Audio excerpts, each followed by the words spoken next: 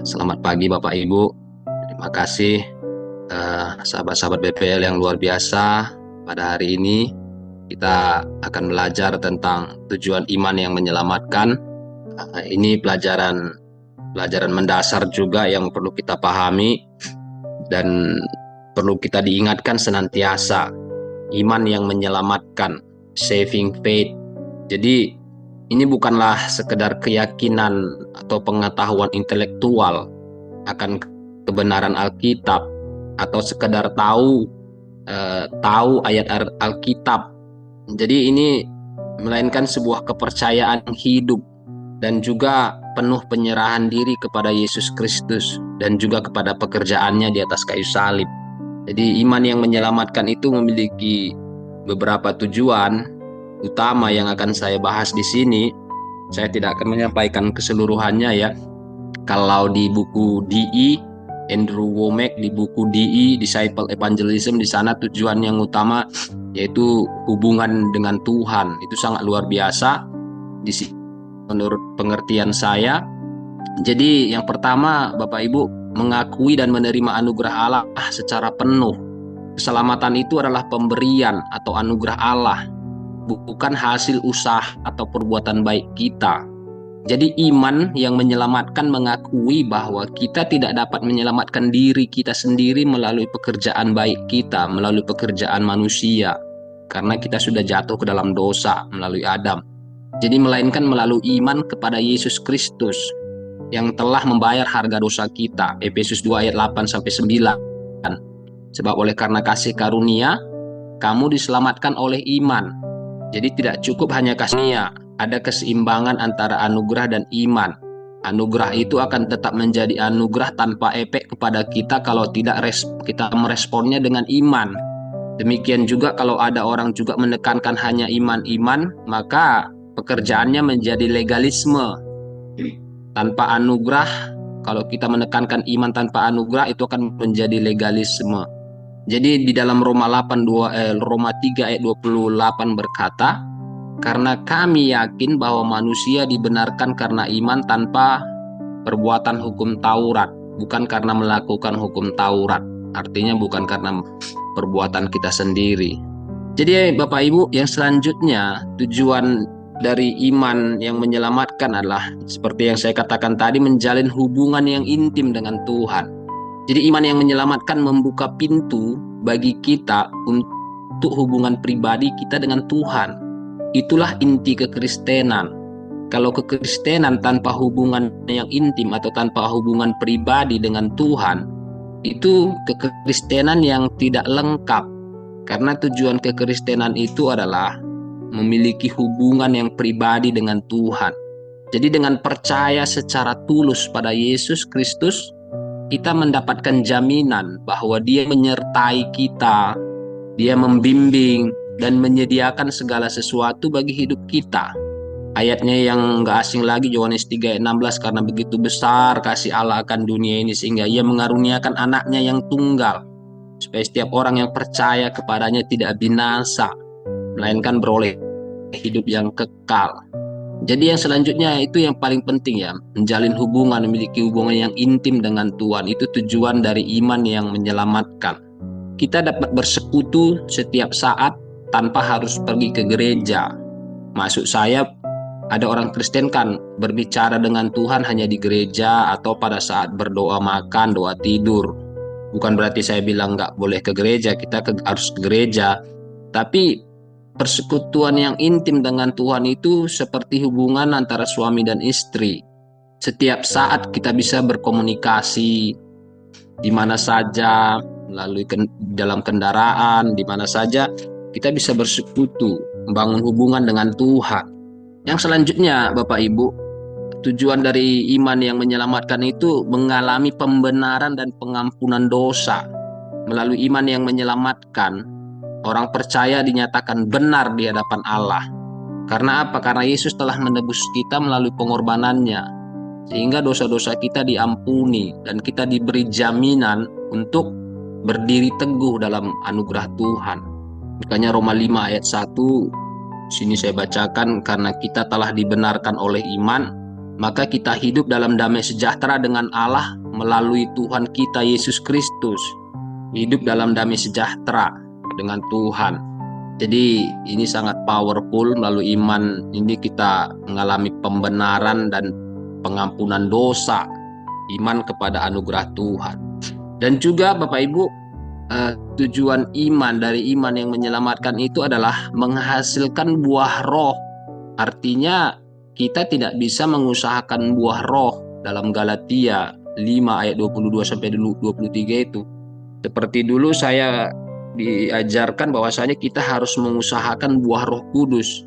Buah Roh Kudus itu sebenarnya nggak bisa kita usahakan. Kita hanya perlu mengeluarkannya karena buah Roh Kudus itu sudah ada di dalam kita.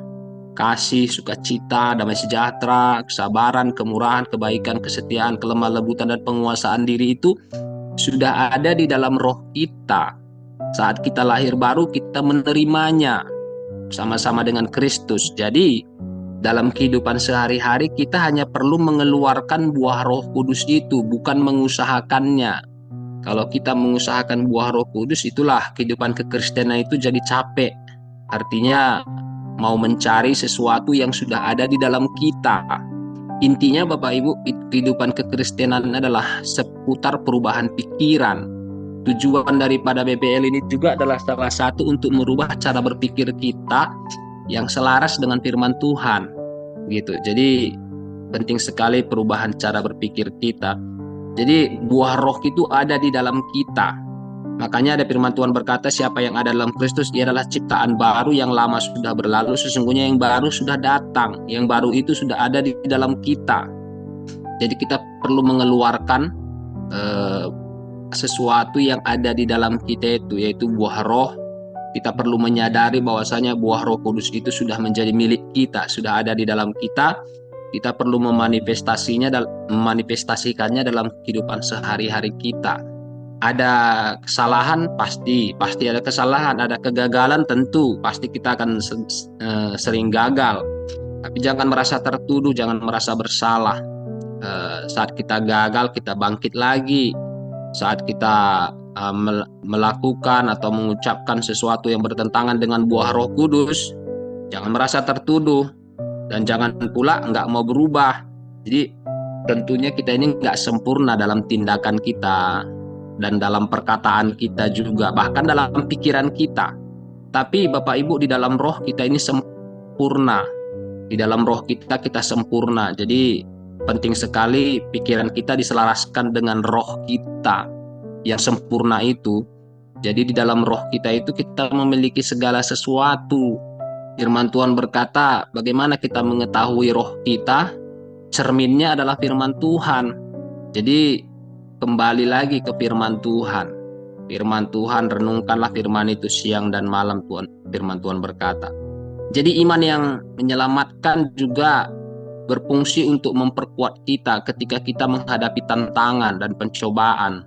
Dan dengan hidup dalam keyakinan, yakin akan janji-janji Tuhan. Dengan begitu kita memiliki damai sejahtera yang melampaui segala pengertian rohani. Seperti Filipi 4 ayat 6 dikatakan, janganlah hendaknya kamu khawatir tentang apapun juga, tetapi nyatakanlah dalam segala hal keinginanmu kepada Allah, dalam doa dan permohonan dengan ucapan syukur. Dan damai sejahtera Allah yang melampaui segala akal akan memelihara hati dan pikiranmu dalam Kristus Yesus.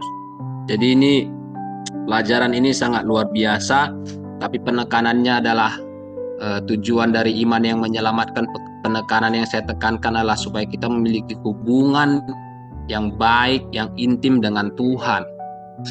Hubungan itu harus dibangun, sama seperti kita membangun hubungan dengan sesama kita, dengan orang lain. Begitu juga kita membangun hubungan dengan Tuhan setiap hari. Belajar berbicara kepada Tuhan setiap hari. Ada timbal balik saat kita berbicara, Tuhan berbicara. Dia berbicara melalui berbagai cara. Terutama Tuhan itu berbicara kepada kita melalui firman, Alkitab, ayat yang tertulis. Dan juga Tuhan sering berbicara melalui orang lain, nasihat-nasihat orang lain, atau khotbah-khotbah, pengajaran, nasihat, teguran. Tuhan bisa berbicara berbagai cara. Bahkan di dalam Alkitab itu Tuhan berbicara, menegur Petrus melalui ayam, menegur Bileam melalui keledai, dan lain sebagainya. Jadi Tuhan itu bisa berbicara kepada kita, dan dia berbicara terutama melalui firman Tuhan. Jadi penting sekali Bapak Ibu, kita membangun hubungan kita dengan Tuhan melalui firman Tuhan yang terutama, dan juga dengan doa seperti yang kita lakukan saat ini. Jadi sebagai ringkasan, sebagai kesimpulan Bapak Ibu, iman yang menyelamatkan adalah keyakinan penuh kepada Yesus Kristus dan penerimaan akan anugerah Allah tanpa syarat. Anugerah Tuhan kita diberikan tanpa syarat. Dan yang kedua, kita perlu mengakui bahwa keselamatan adalah anugerah dan bukan hasil usaha kita, bukan hasil pekerjaan kita. Makanya dikatakan jangan ada yang memegahkan diri, karena itu bukan usaha kita. Itu diberikan dengan cuma-cuma, bukan karena itu murah, tapi karena kita tidak bisa membayarnya, saking mahalnya. Harus dibayar dengan darah yang tidak berdosa, hanya darah Yesus. Dan melalui iman, kita sebagai orang percaya dijadikan benar di hadapan Allah. Kita menerima pengampunan dosa dan mengalami transformasi hidup yang menghasilkan buah Roh Kudus. Dan Bapak Ibu, iman juga menyediakan kekuatan dan kedamaian yang kita butuhkan untuk menghadapi kehidupan kita sehari-hari, bahkan di tengah-tengah pencobaan. Makanya kita lawanlah dia dengan iman yang teguh. Firman Tuhan berkata iman timbul dari pendengaran, dan pendengaran oleh firman Kristus. Jadi kita harus mengetahui firman Tuhan di dalam pikiran kita. Jadi Bapak Ibu, melalui pelajaran ini saya mengajak setiap kita orang percaya untuk tidak hanya berhenti pada pengakuan verbal, hanya sekedar menerima Yesus, itu puji Tuhan, tetapi saya mendorong untuk kita hidup dalam kepercayaan penuh yang menghasilkan perubahan yang nyata dan kehidupan yang kekal di dalam kehidupan kita. Kita menikmati kehidupan kekal itu selagi kita masih ada di dalam dunia ini. Jadi kita mengalami kehidupan kekal itu bukan nanti di surga, tapi selagi kita ada di dalam dunia ini. Jadi ini sangat luar biasa pelajaran tujuan dari iman yang menyelamatkan. Ini sangat memberkati saya, dan saya menekankan ini berbicara tentang hubungan pribadi dengan Tuhan Yesus. Demikian pelajaran 15 menit DI pada pagi hari ini. Sampai jumpa lagi besok pagi. Tuhan Yesus memberkati.